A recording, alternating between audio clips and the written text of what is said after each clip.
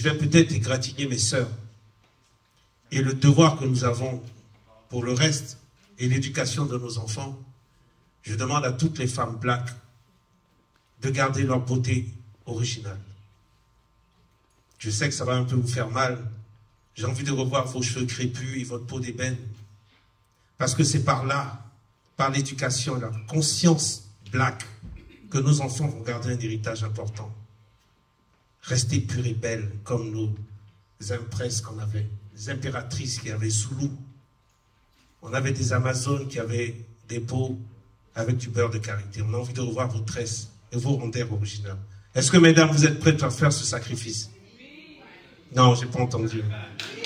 Vous êtes sûrs? Et c'est important. Oui, c'est important, je voulais dire aussi. Mais vous, les hommes, déjà, commencez par regarder. Commencez par continuer à regarder vos femmes noires. Non. Au lieu de regarder les autres. Non. Non, il y a un fait majeur. Bon. Pour répondre à la sœur. Non, parce que j'ai fait une chanson à ce sujet, l'expression libre, pour répondre tout de suite. Il y a des femmes qui se plaignent qu'on aille voir ailleurs. Mais quand les ongles sont faux, les cheveux sont faux, la couleur est fausse. Non, je suis pas d'accord. Je suis pas d'accord d'entendre ça. Non. Écoutez, je vais vous dire une chose. Non, je vais vous couper. Je vais vous couper. Non, je vais vous couper. Il y a une chose qui est sûre, c'est que regardez, c'est ce que je disais tout à l'heure. Non, je vais me permettre. C'est ce que je disais tout à l'heure, c'est qu'il ne faut pas oublier que l'Occident, depuis le début, sépare l'homme noir de la femme noire au profit de la femme blanche. C'est un travail qui a été fait et qui est fait depuis le début. Regardez comment on a toujours mis les sportifs de haut niveau noirs, on leur a donné des femmes blanches. On leur a mis des femmes blanches dans les mains parce qu'on veut pas. Est-ce que je peux intervenir? Non, je termine, je vous laisse pas. On n'a jamais voulu que l'homme noir soit avec la femme noire, et il y a une raison à ça. D'accord? C'est ça qui a fait toute cette histoire de l'homme noir qui regardait la femme un peu plus claire, du métissage. On pense que la métisse est plus belle, le métis est plus beau parce qu'il est clair, il est un peu mélangé au blanc, etc. C'est ça qui a fait que il y a eu toute cette histoire de la femme qui se blanchit la peau, etc. C'est de là que c'est venu. Ça vient encore une fois de l'Occident. N'oubliez pas ça. Arrêtez de croire que le noir, il est là. Le noir est l'être le plus complet, le plus puissant, le plus beau. Je peux vous répondre? Attends, j'ai pas fini. Ouais, mais c'est un peu long parce qu'on va pas garder. Non, mais je suis d'accord. Mais il faut savoir ça. Il faut savoir d'où ça vient. Je veux juste finir mon argument. Avant de venir accuser. Non, mais faut pas rester dans l'hostilité quand il y a un débat. Pourquoi? Parce qu'il y a des tares dans notre communauté. Et ce qui est important, c'est que le linge soit lavé en famille. Il y a un problème profond, c'est l'éducation et le savoir. Maintenant, qui a dit quoi, qui a dit faux? Moi, je veux bien être d'accord avec vous. La femme, aujourd'hui, africaine, je ne la vois pas. Et j'ai le droit de le dire. J'aime voir une femme avec son teint d'ébène, avec des nattes naturelles. C'est aussi simple. Et ça, tant qu'on passera pas par ce facteur, on sera toujours à la dérive. C'est inquiétant d'aller à Châteaurouge et de voir des sœurs qui dépensent des fortunes immenses, qui se blanchissent la peau en costume et leur culture est quand même entamée. Est-ce que vous n'êtes pas d'accord? Oui, mais moi j'ai pas dit le contraire. Je suis d'accord. Hein. Tout ce que je vous dis, c'est pour savoir d'où ça vient. Pour savoir d'où ça vient. La faute n'est pas forcément au niveau du côlon. Il y a des choses à faire. Je suis pas en train d'accuser le blanc. Je dis que il faut qu'on voie le problème au fond aussi et qu'on arrête de dire que le noir est coupable de ses attitudes. Il y a des choses qui sont faites pour que le noir prenne cette direction. C'est ça que je dis. Je dis pas du tout que je suis d'accord avec vous dans ce que vous dites, mais je dis que ça vient de quelque part. C'est pas que le noir est bête. On pourra continuer tout à l'heure, non? Et je pense que je vous remercie.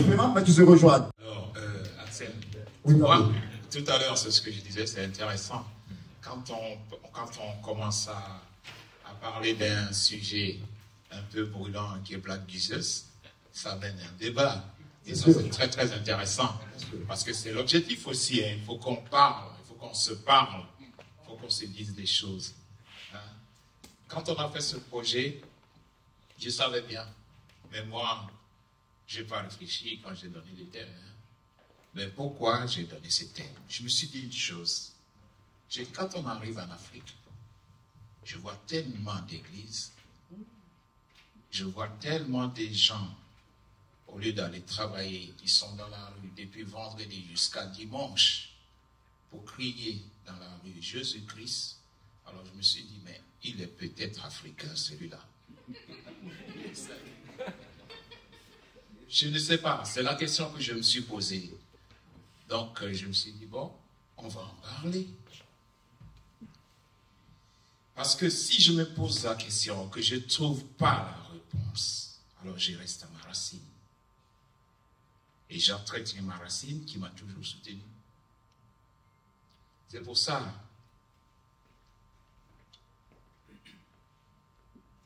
Il est où?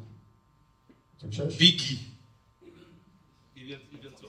Alors, le temps que Biggie ne revienne.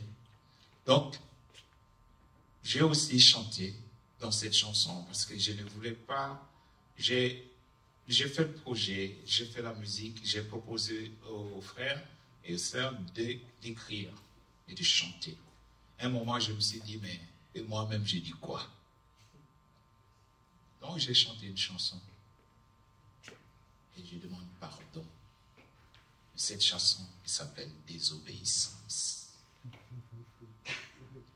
Parce que peut-être que j'ai désobéi quelque part. Alors je demande pardon. Je voulais bien qu'on regarde la vidéo. Alors, en exclusivité, une fois de plus.